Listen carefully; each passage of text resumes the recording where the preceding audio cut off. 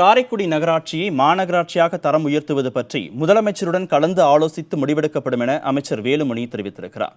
சட்டப்பேரவையில் கேள்வி நேரத்தின் போது மக்கள் தொகை அதிகமாக இருப்பதால் காரைக்குடி நகராட்சியை மாநகராட்சியாக மாற்ற வேண்டும் என்றும், இதற்கு அரசின் பதில் என்ன என அத்தொகுதியின் காங்கிரஸ் சட்டமன்ற உறுப்பினர் கே ஆர் ராமசாமி கேள்வி எழுப்பினார்.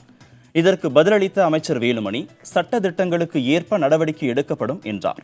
தொடர்ந்து பேசிய காங்கிரஸ் சட்டமன்ற உறுப்பினர் ராமசாமி, மாநகராட்சியாக தரம் உயர்த்தப்படுவதற்கான விதிமுறைகளை பூர்த்தி செய்யும் வகையில் காரைக்குடி நகராட்சி உள்ளதால் மாநகராட்சியாக தரம் உயர்த்த நடவடிக்கை எடுக்கப்படுமா என்று வினா தொடுத்தார்.